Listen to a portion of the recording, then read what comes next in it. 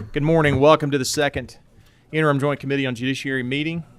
I know we started just a few minutes late waiting for a quorum, and I know that Goodwill Industries there in Louisville had a fantastic reentry simulation that I was happy to participate in for the last hour. At a later time, perhaps, certainly in this agenda, we're going to talk about expungement and clean slate, but perhaps later on in the interim, we may hear from some other groups talking about ways to improve our reentry systems here in Kentucky and to make it easier. I'll say this, if you ever have a chance to participate in a reentry simulation, whether it's by Goodwill or anybody else, I strongly encourage every person in the room to do it. I strongly, enthusiastically encourage you to do that. It's worth your time to go through that exercise and appreciate how hard reentry is. We had the benefit of doing that in one room, but when you're imagining the folks that are coming out of jail and want to come back to our communities and our society and get to work, you know, you're handed a list of facts about who your character is, who your person is. I was Abby, and Abby was blessed enough to have a part-time job. There are others who are having to give plasma to make ends meet, to get tokens for transportation, to get to the bank, to get to the grocery.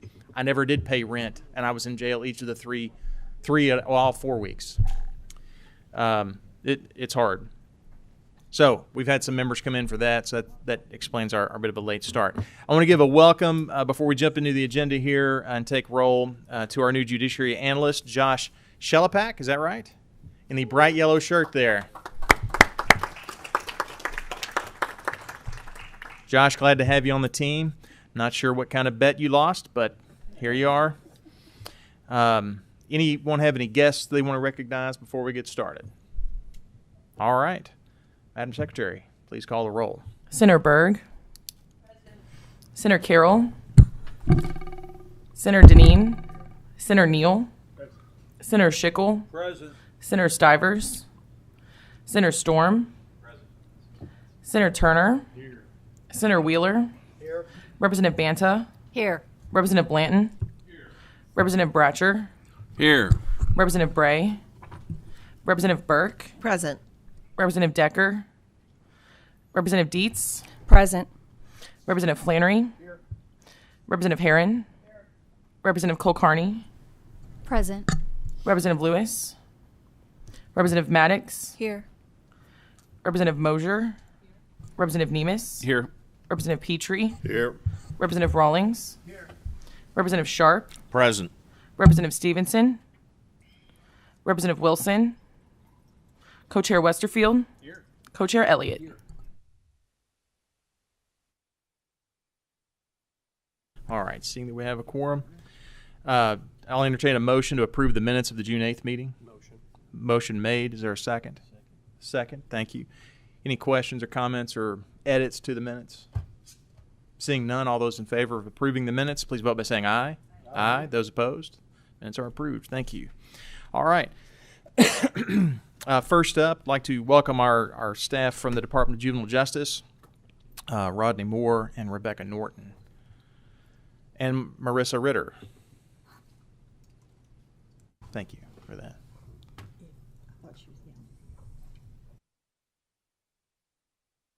I wanted to have, and I know you are going to present, or some, I don't know if it's going to be the three of you lucky enough to hit the JJOC meeting tomorrow, but I wanted to make sure that both groups had a chance to hear from the department on how things are going staffing-wise, what's happened since session, what's in the pipeline. Staffing ratio continue to be a concern of this body and this government. We want to know what's going on. We gave you some money and changed some policies. We just want to know where things are. You have the floor. If you would introduce yourselves before you speak, please. And hit your mic. Make sure the green button is lit. Rodney Moore. I'm the Might HR. Pull that up just a hair to you. Thank you. That good. I'm Rodney Moore. I'm the HR director for the Justice and Public Safety Cabinet.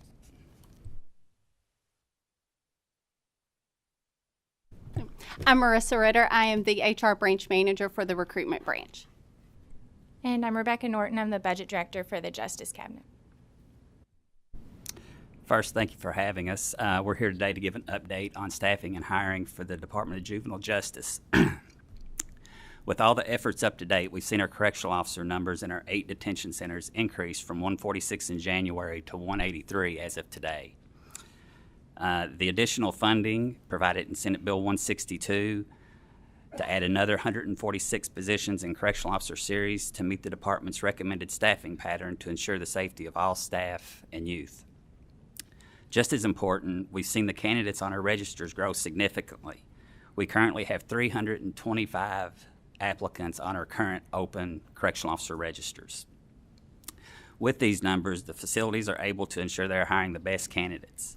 Once hired, employees still have to attend a 6-week academy before they're able to work with our youth. Although we've seen significant staffing improvements, we still have areas that have a long way to go. In our more urban areas where competition is greater, recruitment and retention is still an ongoing issue. For instance, in Campbell County, we've seen a growth in correctional officers from 2 in February to 14 as of today. However, we still have significant overall vacancies in that area. Similar in Jefferson County, we've seen correctional officer numbers nearly double from 6 to 11.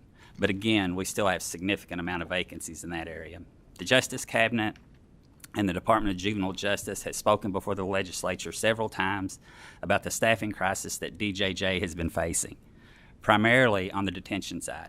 However, issues with recruitment and retention are felt throughout the system. Conditions at the facility have negatively impacted staffing, specifically as violent incidences have increased. Limited staffing ultimately hurts security, programming, and recreational time for the youth.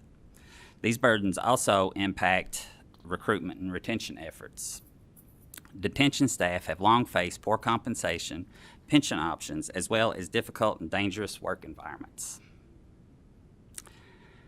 The Cabinet and department leaders have talked about how, as recently as 2 years ago, the starting pay for frontline correctional officers at juvenile detention centers was $30,000.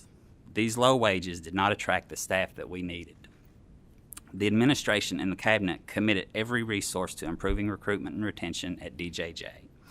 I'd like to give you a short historical synopsis of the efforts we've taken to date. In August of 2019, DJJ recognized the difficulties of hiring and retaining youth workers, particularly in detention facilities. Salaries was the obvious difficulty. So with the help of the Personnel Cabinet, we implemented a special entrance rate of $30,000. In December of 21, through the Personnel Cabinet's refactoring process, the pay grade for youth workers was increased from a 9 to a 10. Can I ask you what the refactoring process means? Yes, sir. That is part of the Korn Ferry review that the Personnel Cabinet is currently doing on all job classifications to increase it's where they take a comprehensive look at each job class and determine if it is graded properly. In terms of compensation or in terms of well, something else? Compensation would be tied to that, yes. So the increase from a grade 9 to a grade 10 would increase that compensation and the governor increased it by 10%. Okay. With no staffing improvement since the prior increases, Governor Beshear increased those employees to 10%. In July of 22, the enacted budget provided an 8% increase for all state employees, including DJJ. However, we did not see significant improvements in detention centers, so in October of 2022, the youth worker starting salary was increased to just over $44,000. In February of this year, we reallocated the youth worker series and detention centers to the correctional officer series to more appropriate align with that job series. In addition, Governor Beshear raised the starting salary to $50,000 for DJJ correctional officers. This was achieved by increasing the salary to the midpoint of the grade and implementing a $5.23 an hour locality premium. The legislature recognized the importance of this step and appropriated $3.2 million to sustain these salaries during the 2023 legislative session. I'd also like to recognize the legislature also provided $30 million to fund the administration's increase to raise the starting salary for all DOC correctional officers, and we are already seeing a positive impact from those increases. The General Assembly also provided $4.8 million to increase the salaries for DJJ staff that are not currently correctional officers. To reiterate, 2 years ago, the starting salary for juvenile detention centers was only $30,000. Today, it is $50,000. We are now recruiting correctional officers at 5% below the midpoint plus the locality premium, which brings them to $50,000. We are actively recruiting for all positions in DJJ with an emphasis on detention centers. The Justice and Public Safety Cabinet has dedicated the recruitment branch of 3 employees, which was established during the 2022 legislative session. We also depend on the superintendents and the employees in those areas to assist with recruiting. They're recruiting their friends and neighbors, and they know these areas a lot better than our 3 employees do, so they've been a great asset to us. We've contracted. I'd like to give you just a few of the recruitment efforts that we have done. We've contracted with the Louisville-based advertising and marketing communication agency that does social media sponsored advertising, Google search engine marketing, and website advertising. We've held on-site job fairs at Campbell County, Jefferson Detention Center, centers, attended over 30 job fairs this year, including Northern Kentucky University, the University of Louisville, and regional fairs in Louisville and Cincinnati. We've increased the department's social media presence, posted positions on Indeed, LinkedIn, Kentucky Career Center, and Glassdoor. The Personnel Cabinet recognized that the job market changed agencies' need to fill positions faster. With that in mind, they worked with the legislature to change 18A to allow more flexibility on how positions would be posted or how long they would be posted. Now job advertisements can last up to as little as 5 days. So before it was 10, and now we can post one, keep it up for 5 days, and we can begin the hiring process. In addition to the efforts I've discussed in Senate Bill 162, provided the department other tools to assist in hiring and retaining employees. The bill directed DJJ to develop a limited duration program to allow employees who have resigned to return to their previous employment classifications. Letters were sent to eligible individuals. The reinstatement program provided 10 experienced correctional officers that were able to start immediately. Senate Bill 162 directed DJJ to create a Youth Worker R program, which we have, and we've modeled after the Kentucky State Police Trooper R program, which has been very successful for them. The previously mentioned $4.8 million was allocated to increase salaries for other positions other than correctional officers. These additional job titles included bringing the other non-detention youth worker salaries up, social service clinician 2s, the IT series positions, physical managers, nurses, psychologists, maintenance positions, and food service positions. We're beginning to see positive signs from the investments made over the past 2 years. There is no doubt that raising the pay, improving the safety and operations at DJJ's facilities has impacted recruitment and retention efforts. However, it should be noted that based on a security examination, more employees were needed in each facility, in each detention facility. At the administration's request, the General Assembly appropriated $9.7 million for 146 additional DJJ Correctional Officer Series positions. Qualified and competent staff and fully staffed facilities are essential to ensuring secure and well-functioning juvenile justice system for youth. Although we're seeing the positive signs in hiring, we realize we cannot become complacent in our efforts, and we'll do everything in our power to continue moving forward in these efforts. And I'll be glad to take any questions that you may have. Thank you. I appreciate it. Mr. Moore, you said you're at 186. We're at 186 What are you currently. hoping to get to? We're hoping to get to 307.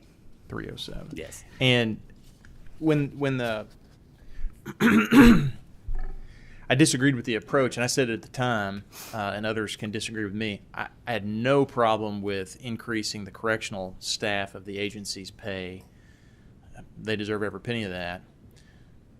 but you've got other folks on the community side of DJJ that didn't benefit from any sort of boost like that, and their function is just as important. And some of us, including me, I'll say I did. I think others did, but I know I heard from some of the community side of your agency who were pretty miffed that they didn't get the benefit of a big boost like that. Have you seen any attrition there? We have. We've not seen the turnover that we'd seen in the past in those positions. I think that the promise of the $4.8 million in July, we have retained a lot of those staff that may have went elsewhere before that. Is there a plan or an objective, a goal to get them up to match their correctional side counterparts? I'll take that as a no. No, it's not a no. It's it's more of a budget question. But do you want to? We want to, yes. Okay. Do you know how much that would cost? I do not. We can get that information for you. If it's something you want, then you ought to know the number for it. Okay. And then you need to tell us since we actually spend it. Sure. What's the ratio at each of your facilities, staff to detained youth today? Sir, I don't have that information with us, but I'll be happy Can you to provide get that that for you. to us? Yes. And it'd be helpful for each facility. And I realize it's just a snapshot because your population at each facility varies. I get that. So on that given day, whenever you do that census count, you give me your staff count, I'd like to know what the ratio is that day and what the ratio ought to be that day for that particular facility. And then the last thing, before I turn to some other questions, previously when the commissioner and even the secretary had testified before this committee last year and in the year before, if I'm not mistaken, the secretary had talked about having run ads, having gone to job fairs with no response whatsoever. I think I remember the secretary telling us that they had put postings up and gotten single-digit applications or none at all, or they'd go to job fairs, no one showed any interest. What kind of response are you seeing with the same approach? Our registers have definitely improved. So we are seeing more applicants on our registers. Job fairs, I think, are hit or miss depending on where we go. A lot of times we're competing with the FBI or DEA or more maybe some state police. And sometimes they'll just pass by us. But we are seeing a response. We're tracking those responses. Do you have anything else to add on that side? A lot of our job fairs we go to are or for colleges and universities, and a lot of them are looking for internships. So we've really tried to push our internship program more, give more information out in hopes that after they graduate, maybe they'll come back to us as well. All right, we've got a few with questions. Senator Berg. Thank you, sir. On the juvenile side, that we're paying now with the extra $5, $50,000 a year, what are the qualifications for that job? They have to be able to pass a background check, which we run two. We run the NCIC and the CAN check from CHFS, and then they have to have a high school diploma. A follow-up, sir? So if they're not required to have a college degree, why are we going to college job fairs? Senator, we've had a lot of success in that area. A lot of people just want to get their foot in the door to develop into the system or even use us as a springboard into another job classification within DJJ. All right, thank you. Representative Nemes. Thank you, Mr. Chair. I want to appreciate this presentation. I do want to also thank Representative Bratcher and Senator Carroll for making this an issue that's front and center. I think it's important that we remember the context here, which we've not talked about here. We had escapes and rapes and assaults and abuses all over the place. We had employees that were in ICU, some of whom we thought would be dead because they were assaulted. This is not something that the executive branch took on. This is something that the legislative branch led them to in a halter. So it's good that we remember that context. We still have a long way to go, but the community stepped up and made this an issue where it should have been before. And again, the catalyst to this was those assaults, those escapes, and that gang rape. And so I want to know if, and I'm happy that we're in the right direction of getting these employees. I'm very happy that Louisville is getting in the right direction of getting our facility back in Louisville and so forth. And I want to commend the mayor, our new mayor Greenberg, for what he's done. I want to know, has anyone been held accountable in the Department of Justice for the outrageous things that have led to these changes that were the catalyst to us having to do these types of things? Was anybody fired, anybody suspended, anyone reprimanded? All of the above, sir. And it's my understanding that the Adair County incident is still under investigation, so I haven't seen that final report to give recommended discipline on that. Who was fired? I don't remember names off the top of my head, but there was some supervisors that were present during the incident that were terminated. Some of the youth workers themselves were suspended or reprimanded for their actions. Okay, thank you. Inactions. Mr. Chairman, I'll just say that this is the way it ought to go. This is the legislative oversight role. Without Representative Bratcher's work and Senator Carroll's work, we wouldn't be here. And it's astonishing that the cover-up that occurred in the executive branch, it took all this, but I'm glad we're in the right direction. There still needs to be more accountability. There's not been accountability at the top levels, and there still needs to be. Thank you, Mr. Chairman. Representative Moser. Thank you, Mr. Chairman, and thank you for this presentation. I appreciate the work that is ongoing in hiring additional staff. But I believe that part of the problem that led to the problems that we just heard about were a lack of training for some of these employees. Can you tell me operationally what has changed about the training? I'm not really familiar with the training, ma'am, but we can definitely get you that information. Yeah, I think it's important to pay attention to how we're training these high school graduates. Yes. They have no experience, and they, I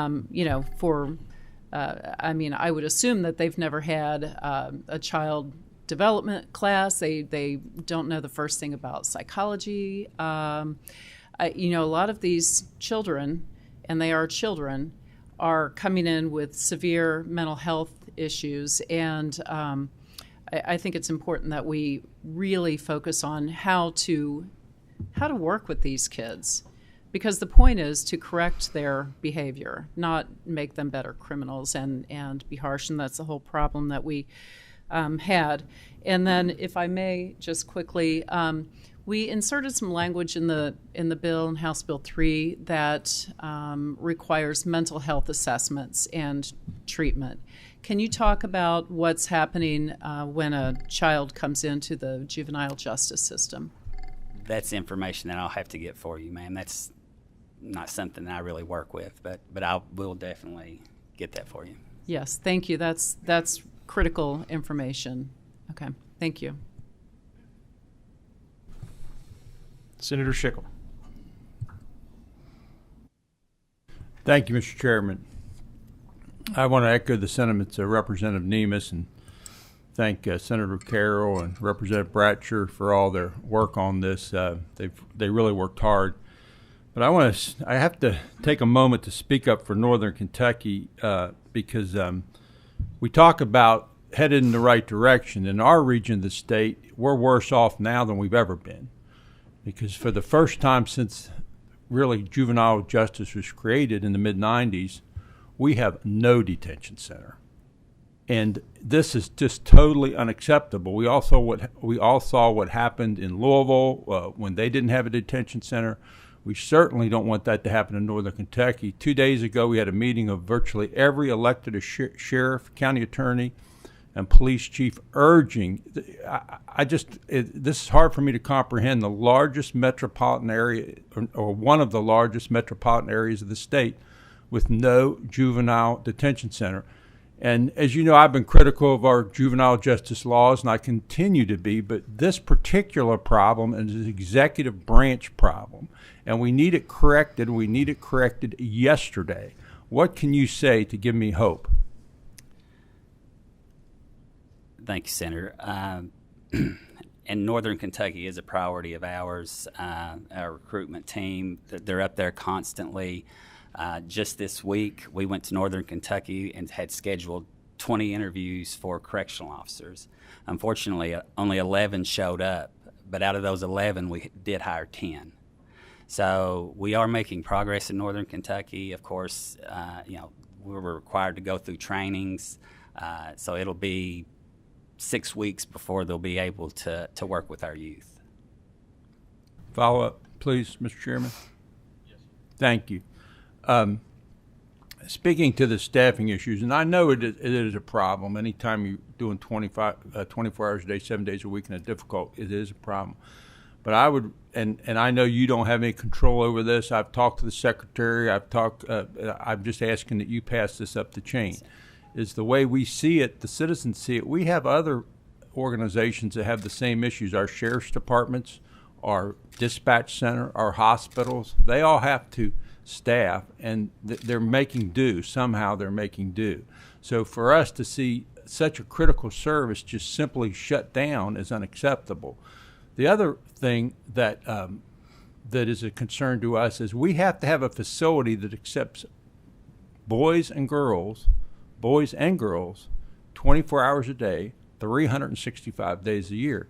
Anything less than that is less than what we had. Yes, sir. Thank you, Senator. Representative Kulkarni. Thank you, Mr. Chair, and thank you for presenting today on the staffing update for DJJ. My question is about turnover, and this may be something you need to get back to me with some information. I'm curious to understand the duration of employment, the term of employment, how long people were working, and how you anticipate or whether you anticipate an impact with this increased salary. Sure. And we'll put a comprehensive look at that together for you, but I can say that through this short window, we have seen less turnover in this 6 months than we had the prior 6 months before the February increases.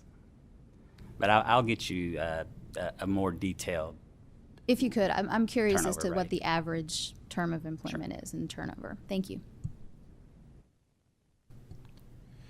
Representative Banton. I'm back to I can't understand for $50,000 a year, no college degree required, that we don't have a little more interest. Since you can't at this time express what they go through for training, do you mind getting that to us? I would like to see what 6 weeks of training look like. What are we doing with the people that we do hire? Yes, we can definitely get Thank that you. Representative Herron. Thank you. Thank you all for your presentation.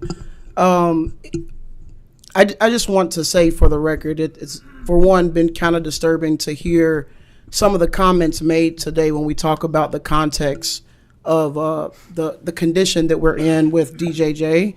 And just for the record, for the public to know and understand, I want folks to know and understand that since 2012, we've had 11 different commissioners within DJJ. That is not just on this administration, it's on all administrations. It's also on this particular body here. A lot of folks on this committee have been serving. And so the issues that we've had with DJJ has not just happened in the last year, the last 2 years, the last 4 years. This has been an issue. And we need to, as a body, collectively come together to make sure our youth, our most vulnerable population, is well taken care of. Thank you.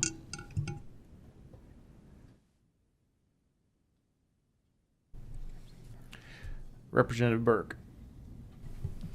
Thank you, Chairman. I just want to say thank you, Representative Herron, for providing that context. This issue did not arise in a vacuum, and it certainly didn't arise just within the last 4 years. Part of the perspective that I think is important is realizing that our goal is not to incarcerate children. And so with that in mind, I want to know, is the same priority being placed on hiring the community workers that we discussed earlier who are at the lower pay grade? Are the same levels of effort being made to recruit them? And when can we expect to have that number of what you need so that we can get it to Rep. Petrie and make sure that that's in the budget in the coming cycle? Thank you. Representative, yes, we put the same emphasis on recruiting our community side as we do the detention security side. As far as the numbers that we would need to bring everyone up, that would be something we'll discuss with leadership, and we'll get that information as soon as we can. Thank you. We got one more question from Chairman Petrie. Before I call him, though, I want to follow up on that. I just need a number. You say you're going to talk to leadership. I assume that means cabinet leadership. And Ms. Norton, from the budget director there at the Justice Cabinet, I just want the number. What's the price tag for moving your community side, your non-corrections folks up to that same threshold? I don't need the Secretary's approval for you to tell me a number, and I don't want to wait for it. So let us know what that is. We'll take care of whether or not we appropriate it. I'd vote yes, but we need a number before I can put it in the bill. Chairman Petrie. Thank you, Mr. Chairman. So I'm going to start this off with, on the context side, talk with us. It's an easy thing to do.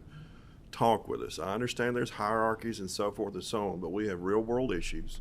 We have real world policy considerations. Talk with us. Along those lines, when you say, what's the targeted number? Well, you get back to this committee, the targeted number of employees in each hierarchical subdivision of employees that you have, that you're talking about, that's been targeted over the last 5, 6, 7 years, whatever it can go back conveniently for you, so that we know what the target was, but I also need to know what the actual employee count was. So this has been a big deficit for a while. We're trying to figure out ways to close that deficit, is what we're trying to do. If we don't have the numbers, we're shooting blind. We good with that? Can you get those targets back to us? Will you back to this committee? Sure. Yes, sir. Okay. There's cost associated with it. If you could put that over to those numbers, that's great. I will go back, as I've done before, and check the budget requests that's come from each executive branch administration during that same time period and see what we're being told, long form and short form, and compare that against what you give me or give back to this committee. That will help us ascertain numbers. Now, the next part, if you will bear with me, not necessarily a question, but let me first go with this. With those numbers targeted, show us how we're reaching those targets, what the trend is in each fiscal year. If we say it's supposed to be 156, but we're only got 82, what's the trend from each year? So we can see if there's been an intervening bump in pay by annual increment or by something else. We can see where that effect has had, where that has had an effect at. That helps us understand the policy and the facts better. Fair enough? Fair enough. Okay. This is much like, this context is much like we've dealt with in Cabinet for Health and Family Services with social workers. We need a lot of social workers. We need a lot of these people. There's a habit that's formed of we will liquidate certain funds somewhere else and bump up pay here to hit this emergency. A lot of these are foreseeable emergencies. It's a trend, not a cliff that happens all of a sudden.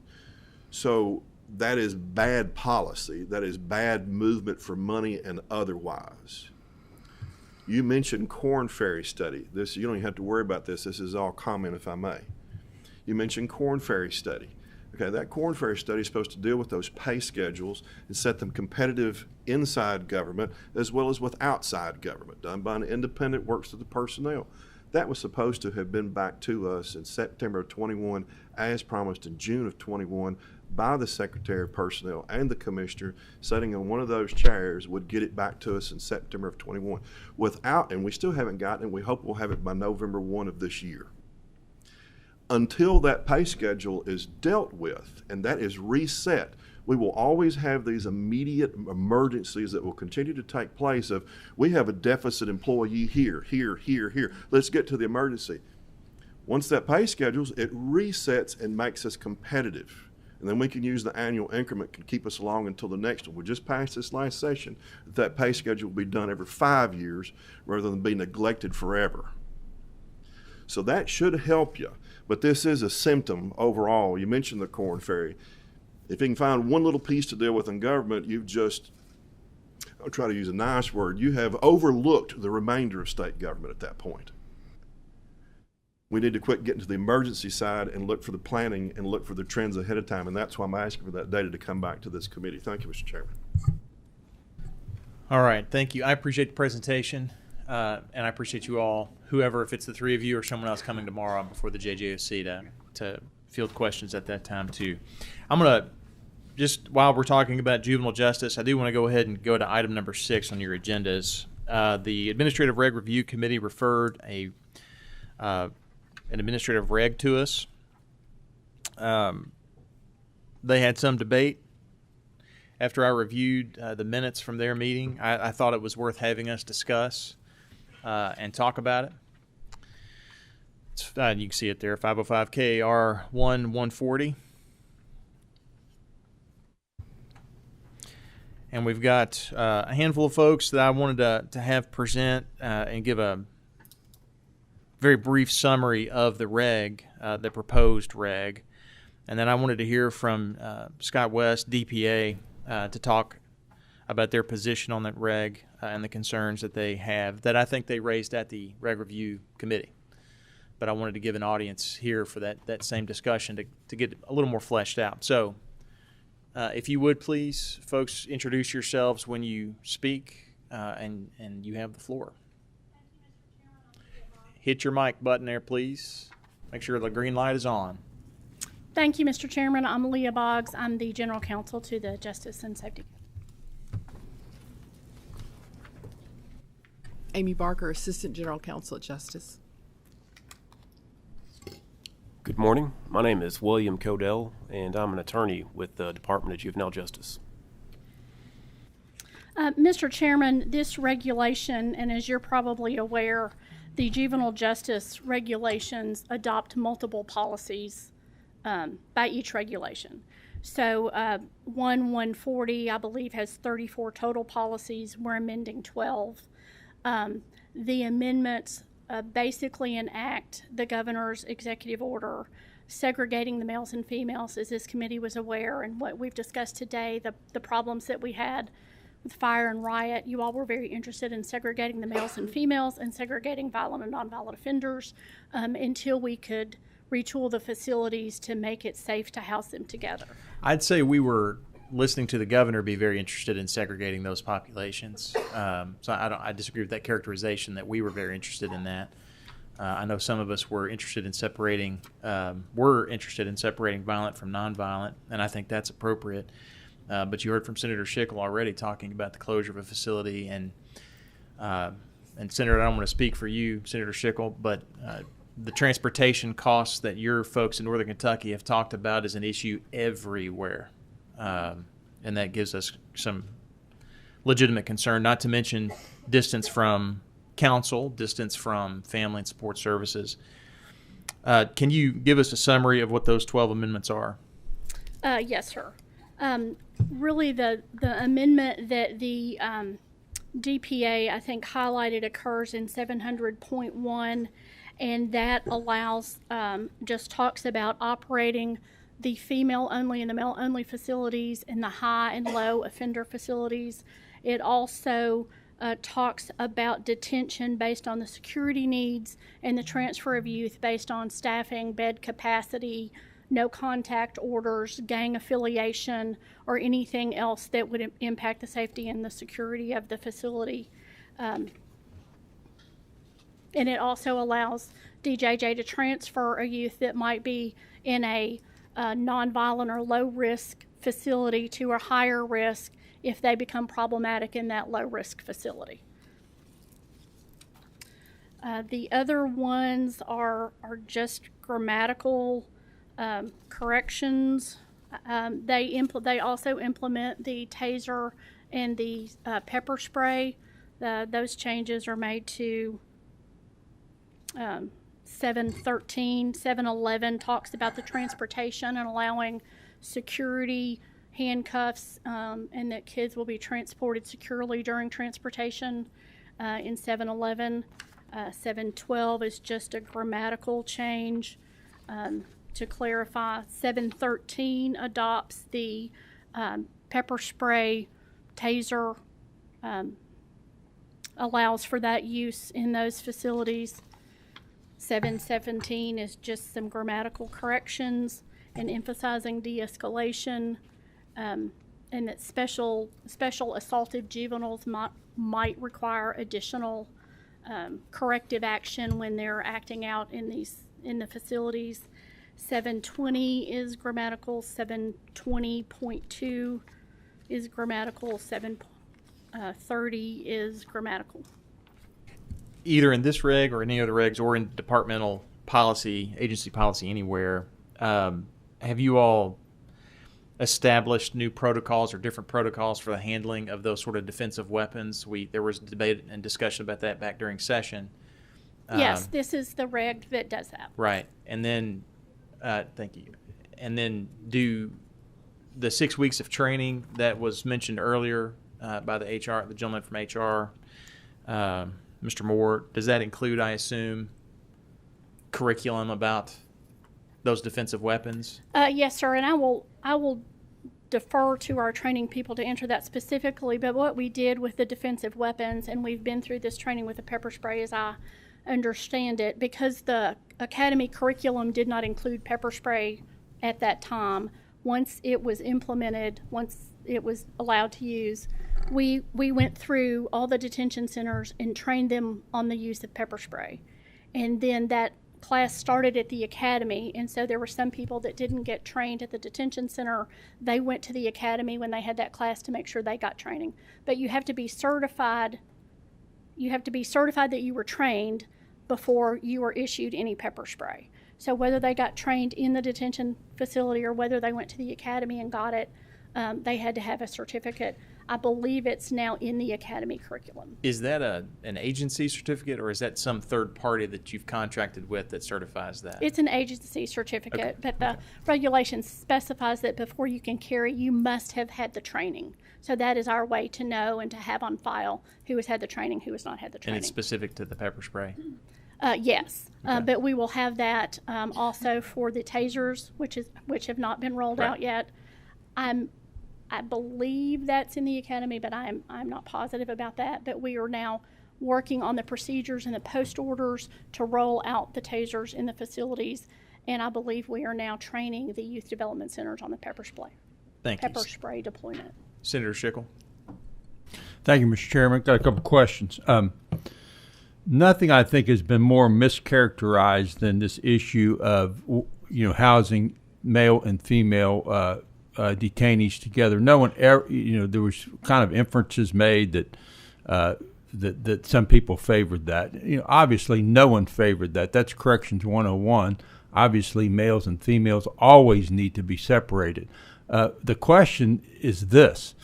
It was kind of used as an excuse, in my opinion, that some of these terrible crimes took place. The physical layout of the facility was used as an excuse, and I totally reject that because I think it was misuse of the layout of the facility by management. It wasn't the physical layout of the facility. But my question to you is this. Is there anything in these regulations that require a separate building to house male and female detainees? I believe the reg says male and female detention facilities because this reg reflects the current operation.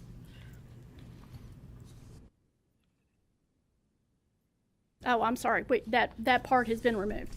So no, there is not. Okay, so great. Well, that's great news. So because using that logic, every jail in the state would have to have 2 jails, and it just doesn't make any sense because it can be done very, very well in one building. So I just wanted to make sure that we weren't requiring that. Thank you for your answer.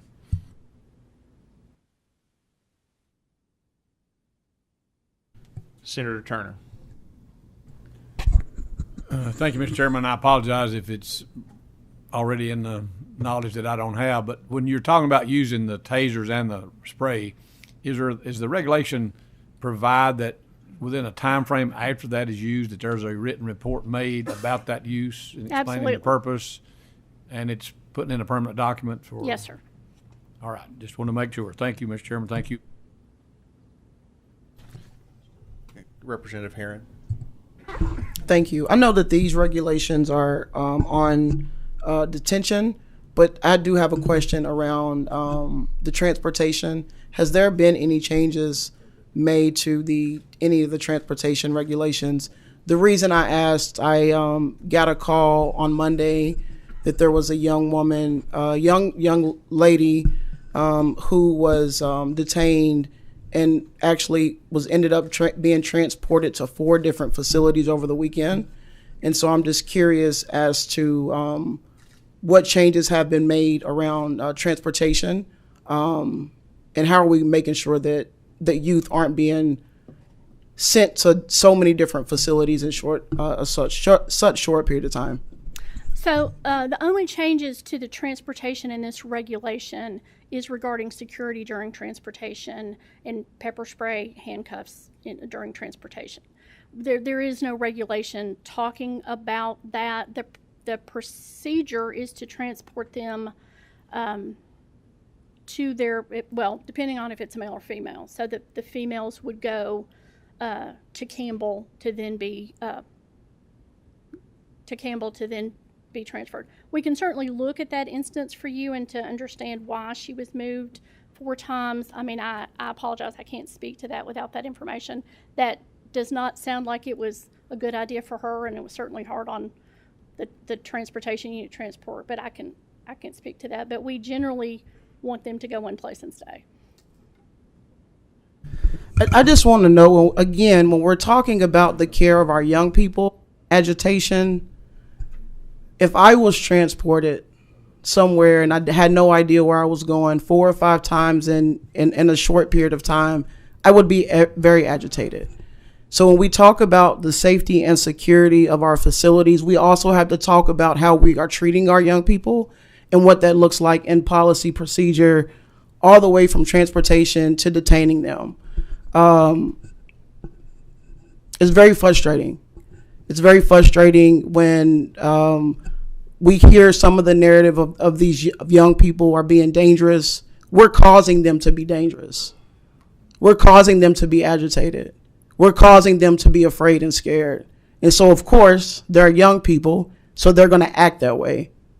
And so I hope, again, I'm going to continue to say it, that we can come together and find remedies to make sure that our kids are safe if we are going to be detaining them. Thank you.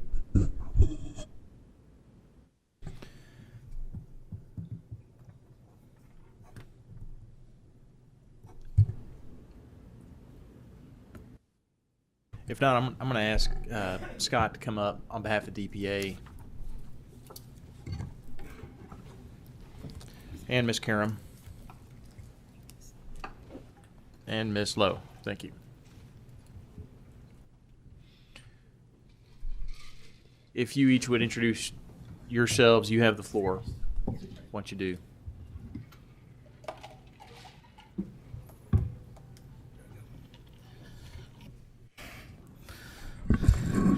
Thank you. I'm Scott West. I'm the Deputy Public Advocate for the Department of Public Advocacy.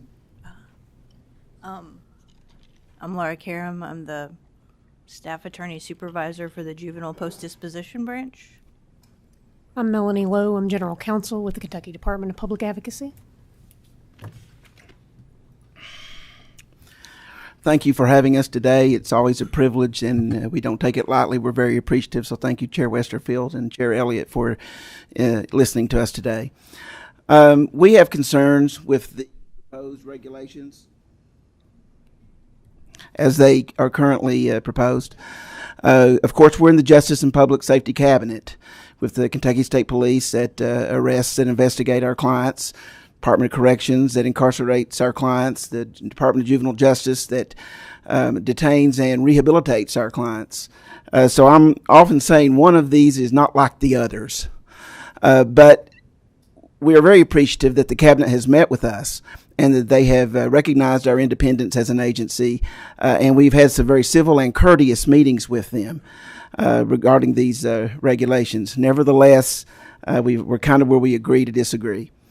The short way of describing our position is we believe that regulations should track closely and follow the letter of the law.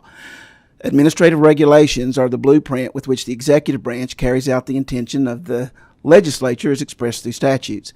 So they ought to be the same. We would characterize the position of the Justice Cabinet as, well, they don't want to pass something that the moment they pass it, it doesn't reflect realities. And I understand that. That's a reasonable position to take. But we do believe that ours is the position that should be taken. It's the law. The law says that administrative agency may not by rule or regulation amend, alter, enlarge, or limit the terms of a legislative enactment. And looking at your legislative enactment from Senate Bill 162 last year, the red is what you took out of the statute with available funds within appropriation limitations. Those are financial guardrails. That was removed. But what was left was the language pertaining to regional facilities as they're constructed and ready for occupancy. We believe that indicates a desire to go to regionalism, return to regionalism, regardless of money, basically, which imposes, I guess, an obligation on the legislature to fund it. But it's done again in each region, and then removed is the language that says within appropriation limitations. And then finally, to make it very clear, this language was passed. The Justice and Public Safety Cabinet shall develop and implement as soon as practicable. I wish I had put that in green as well. That's an important word that was pointed out to me by the Cabinet yesterday. As soon as practicable, a plan that will transition back to the regional model of juvenile detention center facilities while safely segregating males and females and separating violent and non-violent offenders. I understand that can be difficult, and I understand that it's not instant. But I think that the regulations should track that because we're going to set the culture going forward. 10 years from now, maybe nobody in this room is here. You want regulations to track the regionalism if that's where we're going, and that's where we believe we should go. I give you this example. This is from a policy, and you say, well, policy is not a regulation, but it is because the regulations incorporate the policies by reference. So these have the force of regulation. This was done before the legislative enactment. I have an appreciation for that. But this is one of about 13 or 14 instances where regional was taken out. And also stricken out was these facilities are located so as to encourage the use of community-based services and continued contact between juveniles and family members, which we think is important, and to ensure timely response. We think that language should remain. Now, out of fairness, I think up there in the shall, where it says DJJ shall, I think there should be a parenthetical that says as and when is practicable. That's the legislative language. That should go in too. They should have the ability of doing what is practicable since that's what's in the law. And I believe there's a couple of places in the regulations where you could build that in the physical plant regulation. There's 143 characteristics of the facility. You could add 144th that says location of facilities shall conform to the regional model of juvenile detention center facilities while safely segregating males and females and separating violent and nonviolent offenders. In the building the new facilities, you could add, there's 8 characteristics that should go into, or 8 considerations that should go into building a new facility. The first one is size. The other one is proximity to courts. Another one is proximity to community resources. There's 8 of them. Add 9, 10, and 11. Consistent with regionalism. Consistent with safely segregating males and females. Those things could be added, and they're in there for as long as the regulations remain unchanged, and it promotes the culture.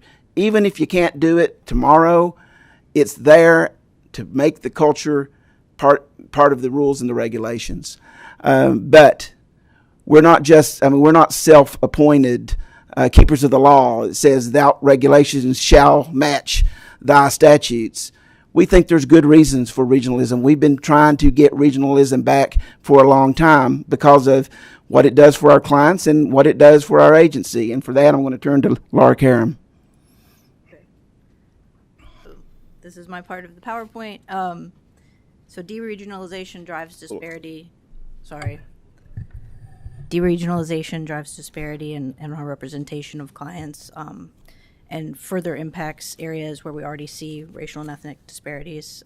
I won't repeat any of the AOC slides that you folks have seen before. But there's a map of Kentucky. You know, we're pretty spread out.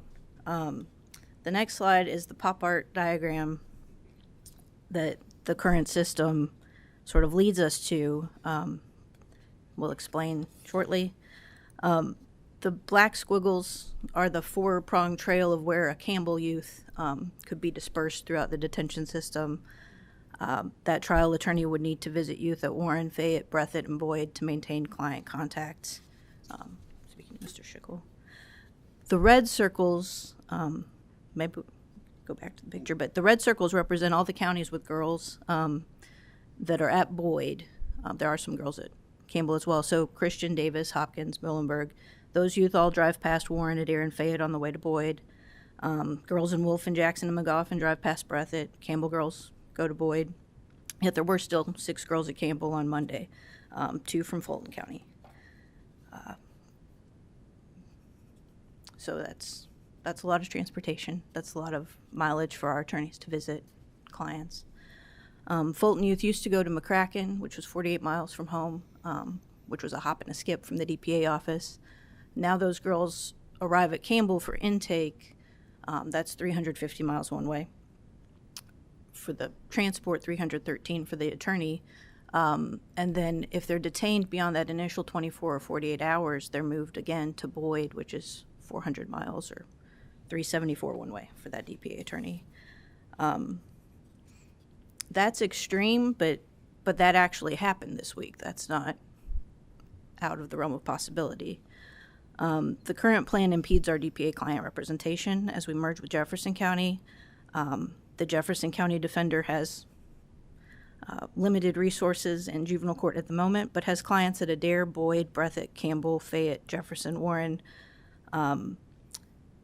In the past, a Jefferson Defender could walk to JCYC, could drive 12 and a half miles to the LaGrange Detention Center. Adair is 110 miles one way, Boyd is 190 miles one way.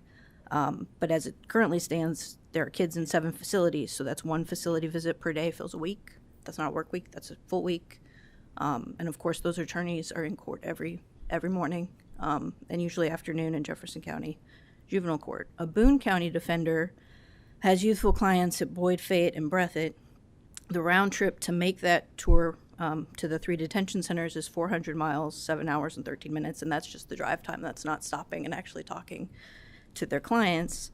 And that's a Boone Defender who used to be able to visit youth at Campbell within 16 miles of their office. And let me interrupt you here. That's just not feasible from a department point of view. If you look at a Jefferson County Defender having, Jackson, Ashland, Bowling Green, you're going to have more juvenile defenders, or you're going to have to be content with what we're not content with, and that is them not seeing their attorney. Kids need their attorney. And that's what we're there for. That's our mission. And in order to do that with any kind of zealousness, or effectiveness, we need to have more of a regionalism so a person can go to a facility and see the majority, if not all of their clients, or we're just going to have to add more, and the attorneys aren't out there to hire. Go ahead. Okay, as I had 3 on my register and 2 dropped out this week. That's also true. So that day's drive obviously impacts representation. Our attorneys are in courts. We want them in court, but we want them to have contact with their clients. So the drive to a non-regional detention facility is taking a full work day. I apologize because of a typo in this slide, but one Northern Kentucky attorney would visit clients at Boyd, Fayette, and Breathitt. She'll actually be able to get to Breathitt August 10th. That's just the reality of where she has to be to satisfy judges and other clients. If she doesn't work on the weekend and work overtime. The specific client need is that client was in the community, had a court-ordered expert evaluation, now they're in detention. That expert didn't plan on traveling to Breathitt County, so we're kind of in the middle of a court-ordered competency evaluation without the means to complete it. And just the needs of that client are in-person needs. You can't talk to a young, intellectually disabled, severely mentally ill child on Zoom or the phone and be able to make a connection where they'll trust you and follow your advice in court. Kids are missing court or getting pushed to virtual appearances, often because sheriffs just have too many facilities to transport from. And then the attorney can't immediately see them after court because they're not 30 minutes away, they're 2.5 hours one way. And then we have kids getting moved, and surprise, they're not where they need to be when they need to be there. So court case with a planned guilty plea admission in juvenile court delayed 2 weeks because the client wasn't brought to court. That just delays the whole process, increases the population count for that facility for another 2 weeks, and exacerbates the problem. So these are the impacts on our clients when the word regional is scrubbed from the policy. And none of this really takes into account the psychological impact on those children. What does it mean to be taken as far away from your home as you can be and still be in Kentucky? And how does that affect the rehabilitation? How, many of our juvenile clients have parents who themselves are indigent and they can't make the trip, or they're working and then we have to work. And that doesn't mean you have time that you can take off. Those are intangibles that I can't measure, and I'd leave it to experts who are more versed in that. But I can pretty much imagine that taking a child away from the parent and then moving them to another place where part of the state they may have never been before and don't know anybody, I just don't see how that's going to advance that child's rehabilitation. Yeah, I'm particularly disturbed about that policy document that you showed, the striking of the word regional, and then striking of the other things that each of these facilities should be near, be able to provide community services, not to mention family and access to counsel, for goodness sake. And I'm just talking about the practical effects of someone that the state's holding in custody, having a constitutional right to counsel, and not being able to have that right exercised in any sort of timely way. You're talking about someone who can't get to the county breath at wherever they're trying to get to until August 10th because of other obligations. That's ridiculous. And if any of us had a criminal matter that we needed to attend to, we'd have a lawyer today, and we'd be able to get to him. So I am very disturbed by that policy change, deeply disturbed by that. We do have a couple of questions. Representative Bratcher. Is this ongoing now, or is this predicting the future, or what? This is not taking into account House Bill 3 at all.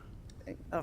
If I can answer it, it's not taking into account the changes in House Bill 3 at all. This is based on population from Monday. This is real-world current information. This is current. Yeah. They're not getting advised currently, or there's problems getting advised currently. Currently. Yeah, as we speak, put this one back on there, there is a Jefferson County defender who has 44 clients in Columbia, 4 girls in Ashland, 1 in Jackson, 2 in Campbell County, so Newport, 2 in Lexington, 3 in Louisville, and 4 in Bowling Green. That is that lawyer's clientele. So they're doing that now, but they can't sustain it? It's very hard to when you go to Ashland, it's a whole day trip, and so you're not meeting as many people as you need to. So no, it's not sustainable. Yeah. Okay, thank you. That's all. Senator Schickel. Thank you, Mr. Chairman. I appreciate your indulgence. I'm very interested in this topic. First of all, I've never heard a report from the Department of Public Advocacy that I appreciate so much as your report. Thank you for bringing this to light, because I kind of knew it all, but it was like when you put it in front of me on paper, like the chairman said, it's really shocking. And this doesn't take into account, there are people, there's grandmas, brothers, sisters, stepdads that go visit these people, to go visit these kids. They can't do it. So you're exactly right. Now, I'm a little bit confused, and I think Representative Bratcher touched on a little bit, and maybe the Department of Juvenile Justice needs to answer this, not you all, but with the current regs that we're approving or that we're looking at, we're moving away from this model to a regional model. But what you're saying is we need to make that more clear in the document, right?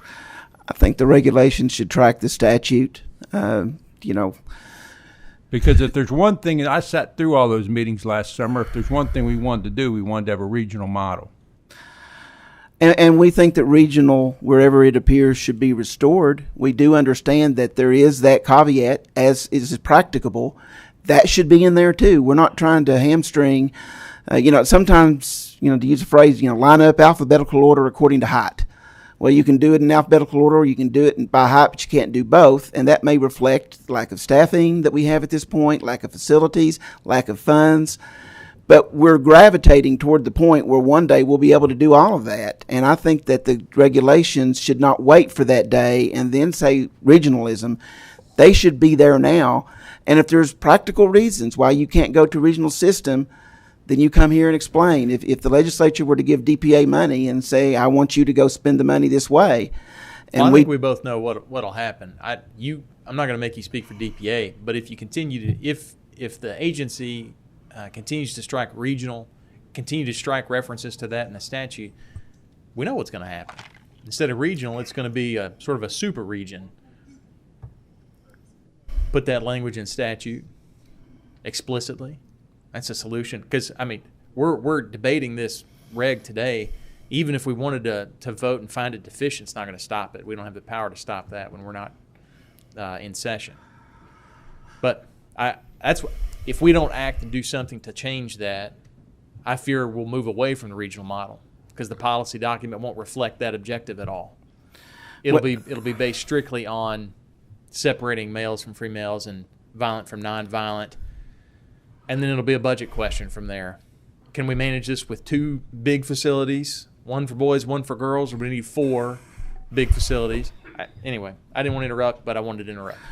Well, I think that pretty much concludes what we have to say, other than, I mean, I will say this. The statute says regionalism. If the regulations don't, we're an agency of lawyers. We do what lawyers do. Right on. We do have a couple more questions before we close this topic out. Senator Turner. Thank you, Mr. Chairman.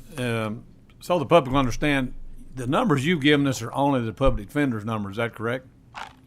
Yes. That's not private lawyers that's got these same kids that's in all these places. You don't count the private lawyers. The population we were looking at was from DJJ, so some of those kids, not the ones presented in these examples, but certainly there are private attorneys with kids all over the place as well. And so the public will understand, this is after a child has been before a judge and is ordered to be taken somewhere? They're detained after an initial intake, so a CDW may have called a judge and said, this kid can't go home, where should we put him?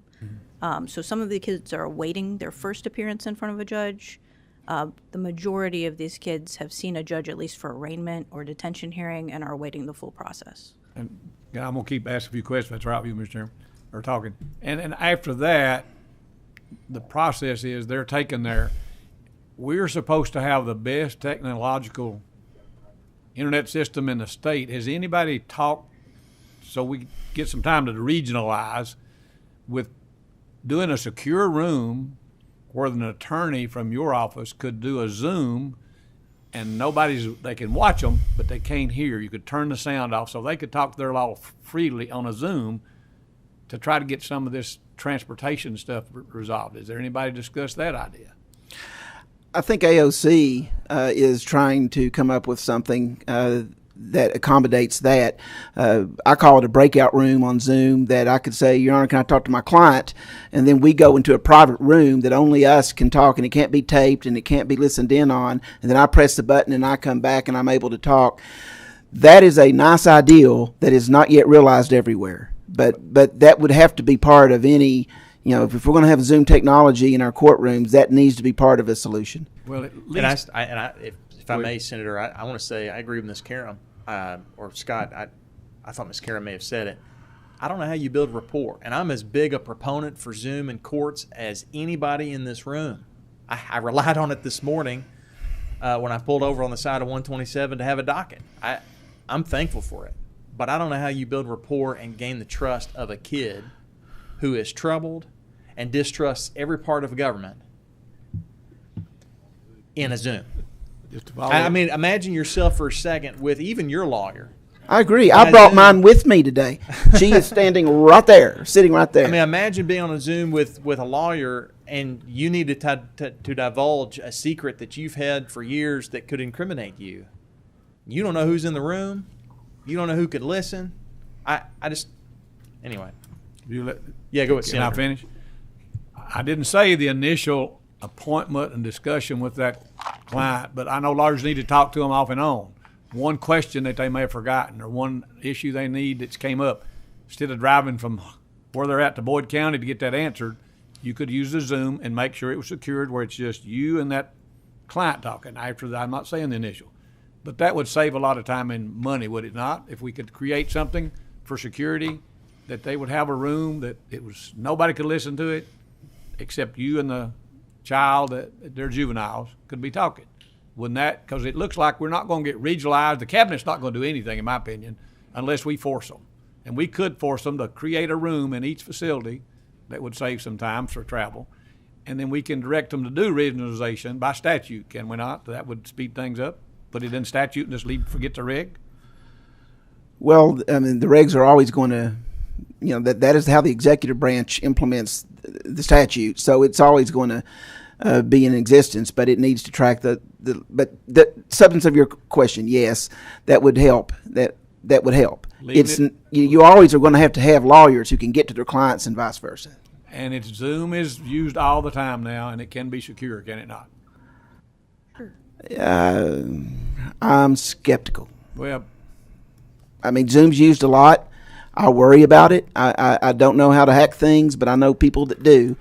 And I worry that what's going to happen is my client's going to have a question they're not going to be able to ask me, and they're going to hold it in when they need to be asking me that question because I don't know how they trust Zoom and who's listening in on it. Or the system may be secure, but who's standing in that jail with them or that detention center with them that's within earshot that they're afraid to say, and I'm not there to say, hey, can you step away so that I can talk to them in private? And they say, I'm not in charge of that unless I'm in this jail with them or the detention center with them. And when that's the case, I'm not in the courtroom. And that's not good either. One thing, Mr. Chairman, I'll shut up. I did say making it a pure, secure, safe, soundproof room, did I not? Yes. That can be created, can it not? With the cooperation of the elected county jailer and, No, with direction from the legislative body, it can be, can it not? I don't think we can control the facilities at those places. Yeah, go ahead, please. There are a couple things like, okay, here are my arms. You can see them. We're in person. If we're on Zoom, I can't see that my kid's a cutter. I can't necessarily be sure that my Zoom doesn't have overlap with the court dockets that they are also serving on Zoom. So we do have Zoom in these facilities, but we've had issues where we've had kids in Boyd that have overlapping court dates, and we're telling a judge, wait 20 minutes and we'll finish the Zoom in Madison and then do the Zoom in Christian kind of thing.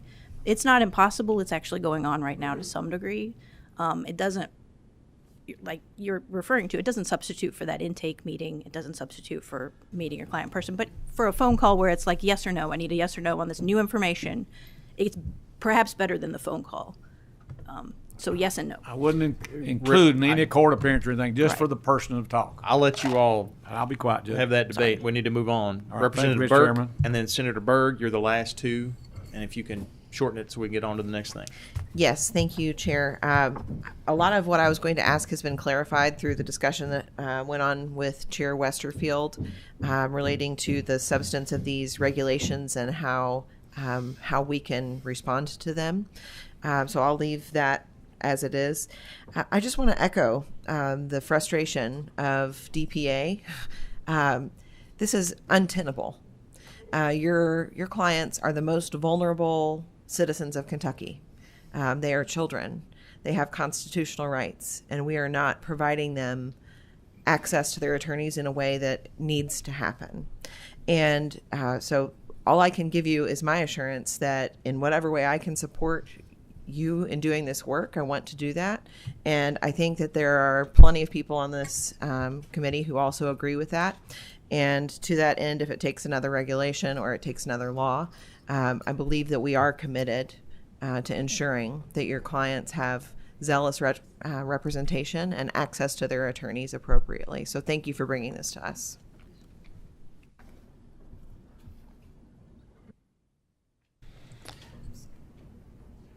Senator Berg, you're our last one. Thank you. And this is basically a comment, and it's not meant to be in favor of regionalization, not in favor of regionalization, anything like that. But I know as a healthcare provider that we now can do HIPAA compliant Zoom. When it first started, honestly, 10, 15 years ago, I thought this is crazy. This is absolutely nuts. How do you examine a patient remotely? But the truth is, it does have a very important role to play. So I just want to encourage you not, I agree. A lawyer should be within a driving distance of their client. There's no question about it.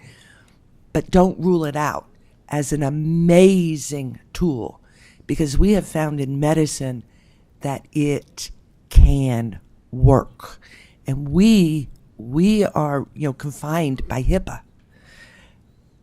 And it still works. So it is doable.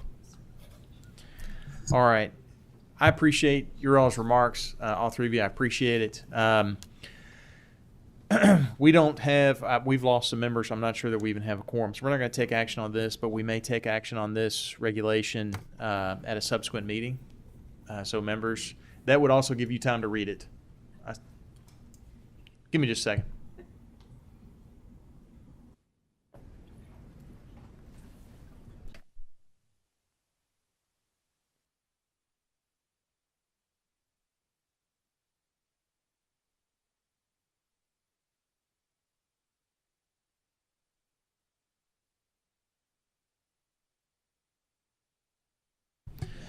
I'm just learning the procedure, and I want to make sure I don't screw it up.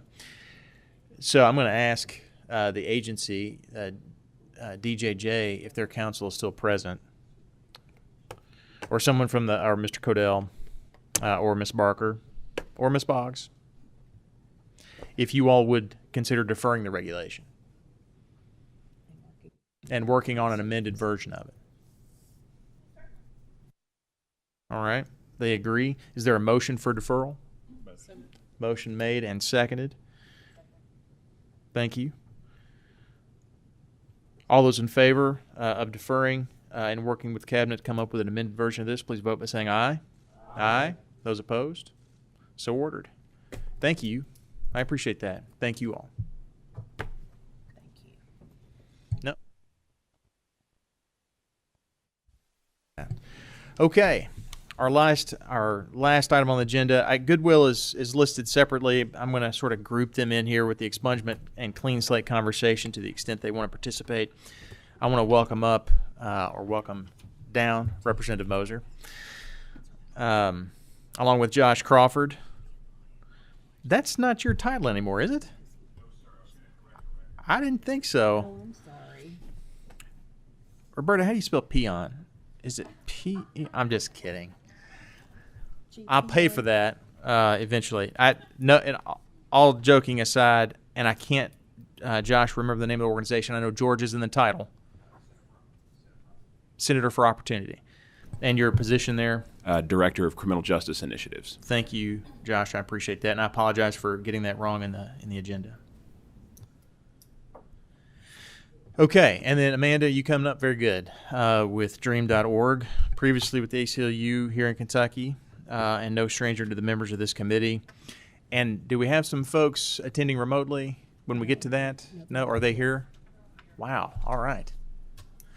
Representative, you have the floor. Well, thank you, Mr. Chairman, and thank you, members of the committee, for your attention today to this important discussion. We're just here really to discuss and explore some options for automation of record clearing and sealing for individuals who have served their sentence and have these are low-level nonviolent arrest and convictions of certain crimes. These individuals must complete their waiting period, the 5-year waiting period, and be crime-free. This does not change the current expungement statute. It does not change the waiting period, and it does not change judicial or prosecutorial discretion. The objective of our correction systems, system as we all know, is to assist individuals in their rehabilitation and to let them get on with their life, to reintegrate into society, and this will simply expedite that process. It is a notification process and really administrative. We've had many conversations in this legislature about the difficulties that individuals have when they have a criminal record and are the things that they face when they're seeking employment, education and training, or even housing. So this would allow for individuals to have their record cleared with exceptions, and once they've served their sentence, as I said, and remain crime-free for the 5-year waiting period, they would be eligible. Currently, less than 10% of individuals who are eligible for expungement actually petition the court or petition for their expungement, and so this would simplify the process for individuals and expedite it. It would simply notify individuals of their eligibility for, and as I said, expedite their record clearing and get people on the road to employment and self-sufficiency. This automation would be coordinated by the Administrative Office of the Courts and the Kentucky State Police, both of whom have jurisdiction over eligibility and processing of expungement records. And as I said, there are some exceptions that we're going to talk about, and I've got the real experts here with me to answer any questions and really go into more detail. So that is kind of the gist. We'll continue working with AOC, the Kentucky State Police, judges, clerks, our Commonwealth and county attorneys, anyone who's involved and interested. So I think at this point I'll turn it over to Josh for some comments and then hear from Amanda. If you could just introduce yourself for the record. My name is Josh Crawford. As was recently discussed, I'm the Director of Criminal Justice Initiatives at the Georgia Center for Opportunity. Thank you, Mr. Chairman, for having me, members of the committee, for having us here today. The criminal justice system works best in this country and around the world when it has two North Stars that are sometimes in conflict but oftentimes complementary. Those are accountability and redemption. I have had the opportunity over the last nearly decade at this point to present before this body multiple times on efforts to increase accountability and to increase redemption. What Representative Moser has begun discussing here today is an opportunity to do a bit of both. So what this effort would do is not otherwise expand or change expungement in Kentucky. No one who is eligible for, or who is not eligible for expungement today would be eligible for expungement under Representative Moser's plan. What it does is change the process by which an individual who is already eligible expunges those records for the purpose of coming alongside individuals who have demonstrated an interest in rejoining civil society, in desisting from criminal behavior, and in turning their lives around, and helping that process along. It's long been a truism in public safety research that having a job has a positive effect on recidivism, that recidivism is reduced by employment. The operative question in the research is why? There have been sort of three hypotheses floated. One is the legitimate earnings that come from gainful employment. One is the sort of community sense of purpose that comes from work. And one is exposure to pro-social behaviors from coworkers. The research is actually weakest on the wages front. It is actually strongest in terms of the community that someone builds at a job, the pro-social benefits of interacting with people who work at a job, get up every day, go to work, those kinds of things, and that the pro-social behaviors that develop as a result of that help further desist criminal behavior among individuals who formerly were incarcerated. So how does expungement impact that at all, and what impact does that have on those employment prospects, and most importantly, what impact does that have on public safety? So the most comprehensive study of expungement anywhere in the country was a study that was done at the state of Michigan. Michigan was sort of one of the first adopters of comprehensive expungement plans. And what that study found was that after 5 years after an expungement was granted, among the cohort that had their records expunged, only 7% had been rearrested. Now, 7% is not zero. So how does that compare to national numbers? Well, nationally, the Bureau of Justice Statistics has done 2 studies with a 2005 release cohort and a 2008 release cohort. Both of those cohorts, 10 years after release from 24 states all over the country, had rearrest rates of 82% and 83%. So that's a 93% reduction in recidivism over what would be expected over that time period for those individuals. Again, the operative question is why? The first is that to be eligible for an expungement in the first place, you have to demonstrate a desistance in criminal activity. You have to demonstrate an interest in rejoining civil society for a waiting period. Those waiting periods differ across the country. Here in the Commonwealth of Kentucky, it's 5 years. And then the job prospects and wage earnings for those individuals, once their records are expunged, are significantly increased. And so all of those pro-social benefits and desistance from crime benefits that come from employment are increased in that population.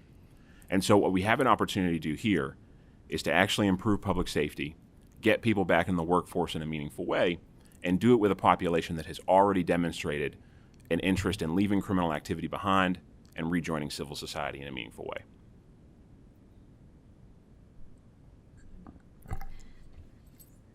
Well, first I want to say half of my testimony is gone because me and Josh Crawford agree, so let's take note of that. But thank you, Chairman and members of the committee, for allowing me to speak today. My name is Amanda Hall, and I'm here representing myself and Dream.org. Clean Slate means a lot to me personally and will impact so many people that I care about. I'm formerly incarcerated and have 11 years in recovery. I'm so blessed to have a second chance and opportunities in my life. Thousands of Kentuckians like me have made mistakes and turned their lives around. Unfortunately, many live with lifelong consequences of a criminal conviction on their record. Clean Slate is an investment in Kentucky's economic success. At a time when businesses all across Kentucky are struggling to find qualified, ready-to-work employees, formerly incarcerated people are one of the biggest areas of untapped talent. Within 2 years of receiving an expungement, people's likelihood of employment increases significantly and personal income increases by 25%. Increased employment and wages means more tax revenue for the state, and stable employment remains one of our absolute best public safety tools. This summer, my colleague John and I, who you'll hear from, had the pleasure of holding events throughout the state. In Prestonsburg, Covington, Lexington, Louisville, and Paducah, they brought together law enforcement, the business community, faith community, victims' rights advocates, family members, and directly impacted folks to talk about solutions to some of our hardest problems. It was truly an amazing experience to see police officers talking with folks in early recovery. It was a space of talking to each other and not over each other.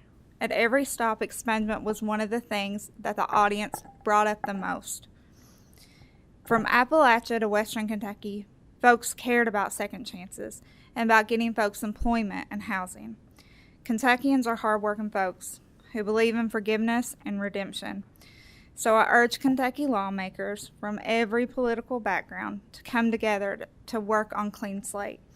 Too many Kentuckians are locked out of second chances, and we want our state to be a stronger and better place to live. Thank y'all. Okay, we also have with us Elena. Elena, James, And Stephen, James. Jesse, John. And then Jesse. You Y'all got come lots up. of names.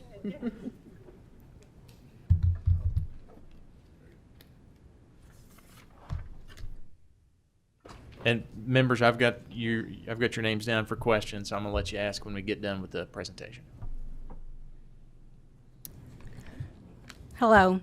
Good morning, Chairman and members of the committee. My name is Elena Sweezy, and I'm a social worker and an independent lobbyist. I'm also a person who is formerly incarcerated, and I've been in long-term recovery for more than 10 years now, where I have worked diligently to be an equal and contributing member of my community. As a mother of 2 daughters who are 7 and 8, the most important thing for me is breaking generational cycles of trauma. I was raised in a bar. The very first picture I have of myself was sitting on a bar at the age of 5 with a bottle in my hand. And my father, he absolutely died on a bar stool in the same bar that picture was taken in when I was 13. So to say that I didn't really stand a chance is an understatement. I refuse to let this continue with my children. They have never seen either of their parents under the influence, and it's not only because of our dedication, but it's also due to the resources, programs, and second chance opportunities that were in place to help. After going through a long-term program, becoming the director of that same program, obtaining a master's degree, and working there for 10 years, I have the opportunity to help hundreds of women re-enter and recover. The number one question that I still get from my former clients is how to expunge their record. I discovered that I could not go on a field trip or volunteer at my children's school. It took almost 2 years, thousands of dollars, a team of attorneys, piles of paperwork that had to include every charge and case number, which was very difficult to obtain, a team of attorneys, a court hearing in front of a Fayette County judge who was upset because it was a waste of her time that day. This process was extremely difficult to navigate to the point where I almost gave up, but it was still my mission to break the cycle, so I fought for my girls. It should not have to be this hard. It should be easier to look. It is easy to look at someone with a history and think that they need to be punished, but what about the next generation? Should they also be punished? Do they also, because these children will be in our communities. They're going to go to school with our children. They're going to be in the same dance team, sports classes with our children. And so how are we going to set them up for success and strengthen our communities? This bill is not about expansion or eligibility for expungement. This is a process bill to make it easier for people who are already eligible to get their expungement. So I just ask that you support Clean Slate and help us restore families, provide economic opportunities, and remove barriers to breaking generational trauma. Thank you.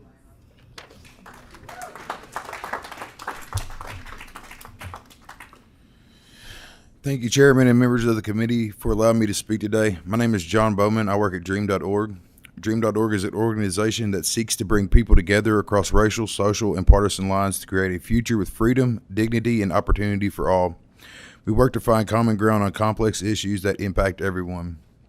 I'm proud to speak in support of Clean Slate, an issue that will impact thousands of Kentuckians, and an issue that we can come together on to move the Commonwealth in the right direction. I want to thank all the community and state organizations that support this measure.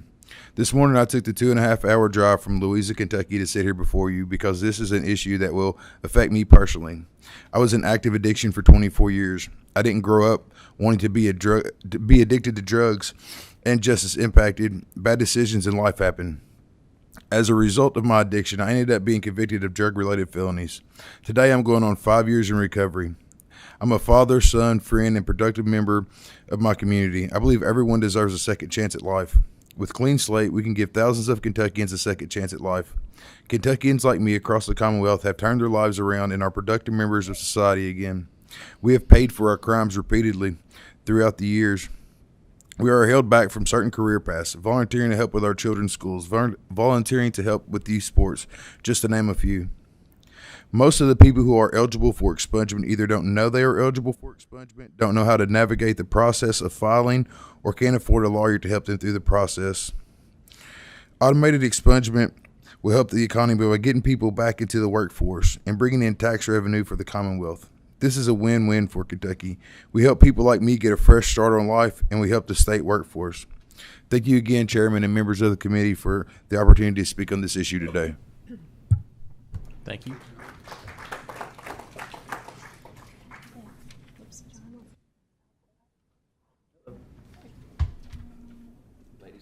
No, I'll wrap up. You go ahead. Oh, I'll go ahead. Mm-hmm. All right. Mr. Chairman, thank you, members of the committee. My name is James Sweezy.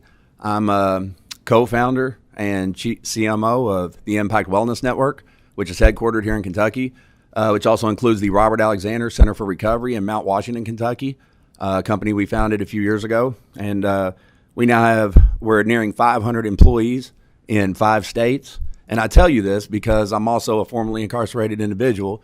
In 1998, I was convicted of trafficking narcotics for having over 8 ounces of marijuana as a student at U of L. And, look, I did it. That's one. I was arrested, and I was given probationary period, 5 years. I was given a number of different fines, different things I had to do, which I went and completed. But once I became eligible for expungement a couple years ago, well, I did become eligible a couple years ago. Leading up to that, I'm going to echo what my wife said just a few minutes ago about our kids. We were told we couldn't go on field trips with our kids. At times, I tried to. The only thing I was good for was an entry-level restaurant job or an entry-level construction job is where I could get hired. When I tried to become a real estate agent, there was a background check that said no. I tried to become an insurance agent to build a career. The background check said no. And I continued to be punished for 20 years after that. So once I qualified for expungement, all requirements were met, all probation complete, the 5-year waiting period. I had to pay a lawyer to go to, when you go to ask for expungement, the court tells you, you need to get this document and fill it out and put down every charge you've ever had. And my first thought was, don't you have them already? And they said, well, you go get a lawyer, you pay the lawyer, then he'll come back to us and get the charges, then he'll come back to you and give them to you, then you bring them back to us. And you get that for a bargain of about $5,000 in my case. So I thought it was unnecessary. I just didn't understand it. The only people being affected by not having a clean slate, this clean slate initiative, the only people being affected by this are the ones that cannot afford a lawyer. So if you're looking at someone, criminal record, and you're seeing it, it's simply because they couldn't afford to buy their way out of it. So I asked you all, what was the point in having me pay an outside lawyer to come get the information and hand it back when I was already eligible for expungement? This is bureaucratic red tape that does not need to exist. And I heard an argument a little while ago as we were sitting over here that said, if somebody reoffends and a judge looks at it, well, I need to see their record so I know who I'm dealing with. Well, if they're eligible for automatic expungement already, you're only seeing the record of the poor people that can't afford a lawyer. So you're allowed to buy your way out of it right now. So I hope you all will support Clean Slate and take this unnecessary process away from Kentucky. Thank you. Good. Okay, go ahead. Hello, everyone. Thank you for taking a moment to hear from us today. I am really excited to talk with you and learn what your concerns and questions are and really try to answer them and work through this so we can have a process that is workable, collaborative, and implementable in the end. My name is Jessie Kelly. I work with the Clean Slate Initiative. I do national advocacy work. My background is as a criminal defense attorney. I've also served as legislative counsel, so I'm coming to this from a bit of real-world experience. I have been working on the issue of government-initiated expungements now since 2019 or so I am hopeful that you will not stump me today. I am eager to answer your questions. I do want to highlight a few things from the previous testimony before I sort of dive into what this process looks like and how we can do it together. Josh mentioned that, the favorability of having a stable job gives you pro-social benefits. I'll echo that, but add that we have discovered through research that after a person has had their record cleared, 1 year later, their wages rise by 22%. That was in the Michigan study that Josh mentioned, and we're happy to circulate that. Amanda talked about the 5-year waiting period that's currently in Kentucky statute that would remain there if a clean slate bill were passed. There's been point of redemption research that shows us that after a period of 5 to 7 years of remaining crime-free, a person is no more likely than any other individual in society to reoffend. Elena mentioned her kids in a really moving story about what she's been through. And I'll note that 1 in 2 kids in the country have a parent with an arrest or conviction record. And finally, John talked about how much money and the difference money and how much money we're losing. Well, nationally, every year, by cutting people with criminal records out of the workforce, the country is losing $87 billion in GDP. And now on to my presentation. So what is clean slate? It is a term we're throwing around. It's tied to expungements. We all know that. We want to lean into government agencies, the software they use, the communication they already have, to build a government-initiated automatic sealing program for people who are eligible under Kentucky state statute. I do work at a national nonprofit. We're bipartisan, and we work with advocacy campaigns across the country. To date, we have passed clean slate laws in 11 states, and we're in the process of implementing those. Michigan, Utah, Pennsylvania, Connecticut, and Delaware are already well into that process of running the software in their agencies. So these are the primary objectives: automate, update, and decrease. This is not something that we're going to do in every state, but this is the goal of the Clean Slate Initiative. You will learn from me that I am transparent. I am not going to sugarcoat things. If you have a question, I'm going to answer it to the best of my ability. These are our stated goals. We want to work to automate the process. So, what is the recommendation? And this is why I try to talk about Kentucky really specifically and dig into the state statutes, because what has worked in Michigan and Pennsylvania is not going to work in Kentucky. You have to look at your state statutes, what your state police and your office of courts already have and are working with, and design your law to be applicable with your data systems and the flow of information among those agencies. So reading Pennsylvania's law or Michigan's law, it's just not going to be quite a right fit for you. So this is the most sort of streamlined umbrella version of how this legislation and or automatic software would work. Eligibility is determined at either the state police level or the administrative office of courts level. In Kentucky, we've been talking with both agencies. We've had 4 or 5 group calls, more sort of one-on-one calls to really figure out where that eligibility process should start. The software is going to run through. It'll check everyone who has an eligible arrest or conviction, and then it will also determine if that person has met the waiting period criteria, which again in Kentucky is 5 years crime-free. After that, whichever agency determines eligibility will share that information with other record repository holders. Again, you have 2 main agencies in your state that would be impacted: the state police and the office of courts. After that, the software will run and generate reports that will update records in every relevant system. In Kentucky, there will be an order requirement where a judge will see the people who have been granted government-initiated expungements, will sign off on it, and then the person will have a clear record, either in part or in whole. So I have a lot of national numbers that I'm going to run through really quickly. I also have some specific Kentucky numbers that I can follow up with you or individually or whatever we need to do with that. I don't want to take up too much of your time because I can nerd out quite a bit. There are 70 million people who have an arrest or a conviction record. This is a color-coded breakdown of what types of offenses those are.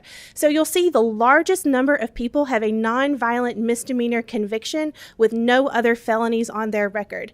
These are the people that are going to be benefited in Kentucky if this law is implemented.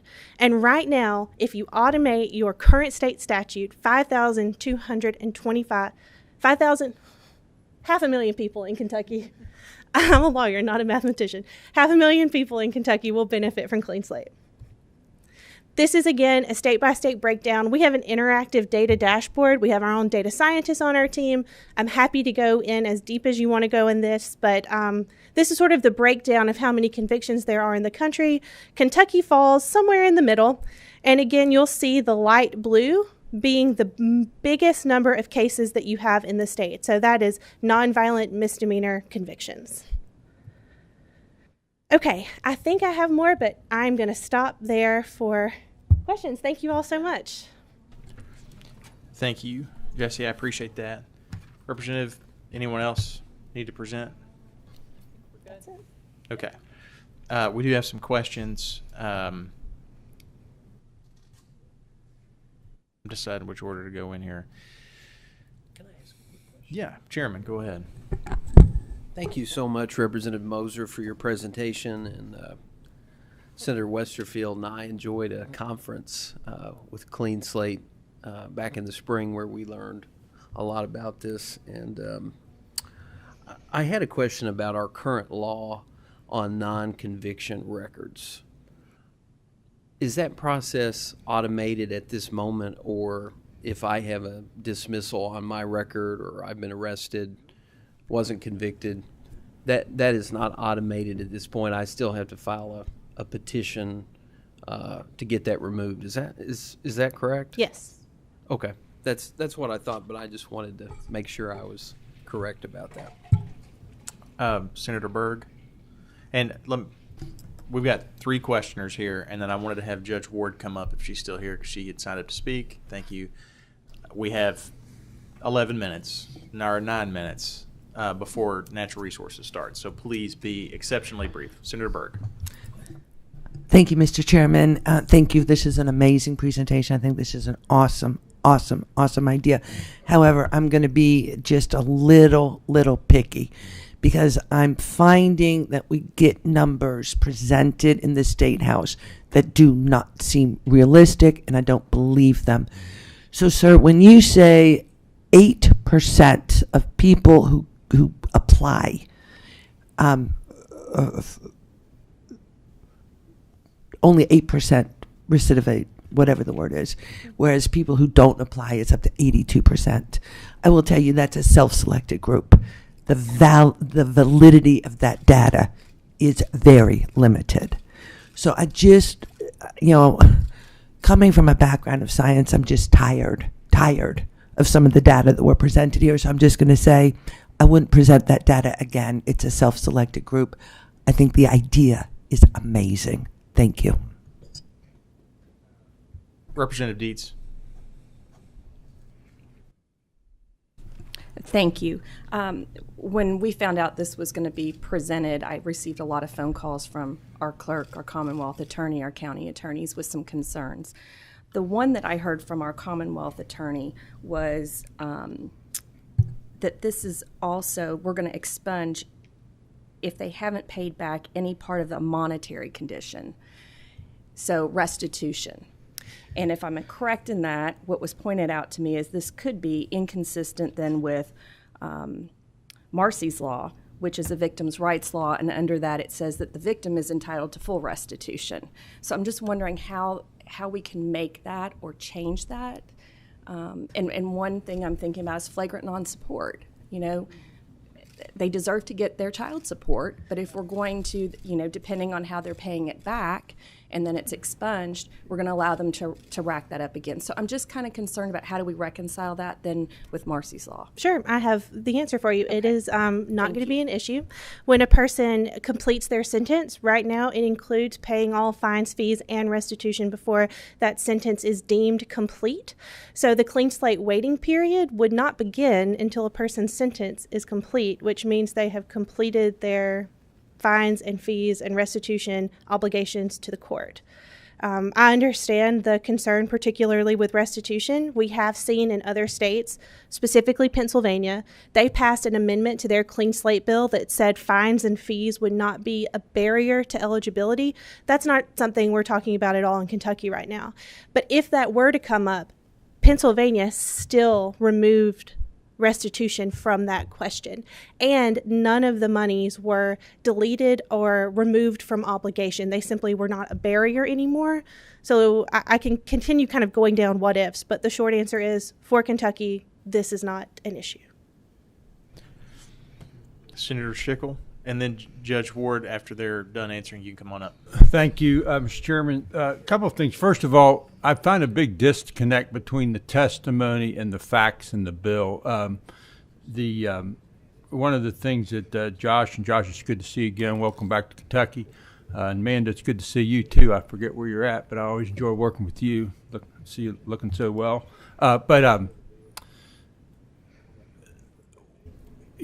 Josh, you say that one of the biggest factors is someone taking initiative, but yet in this bill, no one has to take initiative. We're having a computer algorithm decide who gets an expungement and who doesn't. And I would much rather have a judge putting their eyes on it or some elected official. The other thing, and in full disclosure, I didn't support the original expungement bill, and my reason for not supporting that is the same reason I don't support this.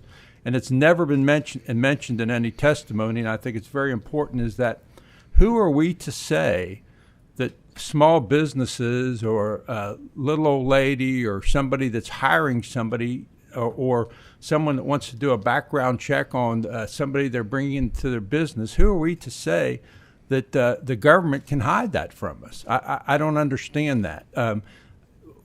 We shouldn't be making decisions for small businesses. These small businesses should be making that decision on their own, having all the pertinent information, not hiding some information.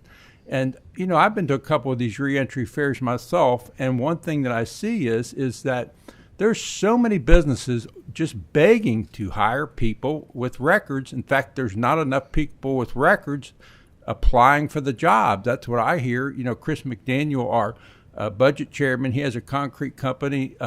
There's all kinds of, in today's environment, I think it's a bit of a creative narrative to say that businesses aren't willing to do that, because they are. But who are we to say, well, business, do that, but we're going to hide some of the information from you. We're not going to show you exactly what's involved when you take this risk. I just don't think it's right. Okay. I have a few answers, and then Josh, if you want to pop back up, that's fine. I'm going to stop you. Oh, I want you to be able to respond. I know. Okay. I know. But I do want to give the judge an opportunity to comment. Come on up, Judge.